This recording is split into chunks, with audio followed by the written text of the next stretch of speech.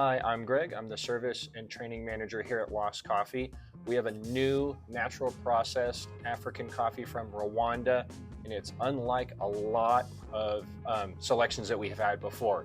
It's a really, really good flavor profile. So this is a natural processed coffee from Rwanda. The flavor notes are grapefruit, black tea, and green apple, and it is a Bourbon variety. So today we will be brewing with a Chemex.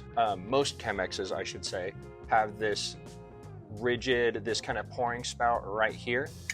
You need to make sure that the 3-ply part of your filter goes on the side with the pouring spout. Right now we will be using 17.5 grams of coffee to 300 grams of water. And the grind size on my DF64 between 0 and 90 is going to be a 45. Whatever grinder you're using, you're probably, for the best results with this coffee, you're gonna wanna go a little coarser rather than finer.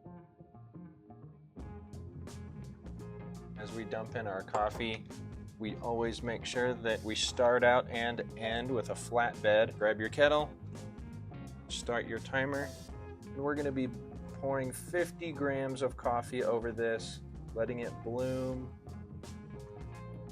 Get as close to 50 grams as you can. If you go a few grams over, that's no problem. And we're gonna be blooming this for 1 minute. That means extra CO2 is leaving you with that sweet, sweet coffee. And so once that 1 minute mark comes up, then we're gonna pour up to about 150 grams. We're gonna be pouring between kind of 8 and 10 grams per second with a good amount of turbulence. Get as close to 150 grams as you can. No problem if you go over. And we're gonna kind of just let it drain a little. We're not really going for a specific time, but we're gonna let most of the coffee drain. A good rule of thumb for your pouring speed is if you can hear your coffee hit the water and splash, you're probably pouring too fast.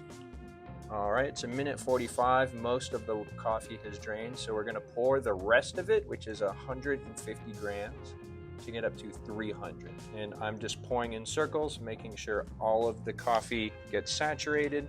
And at the very end, we're gonna give it a nice, neat little swirl. We're gonna get everything off the sides of the paper, and we're gonna make sure there's a flat bed as a result. All right, in total, you are looking for a brew of about 3 minutes. So nice. This recipe was designed for on pour over to be drank over time. So just because it cools down does not negate any of the tasting notes.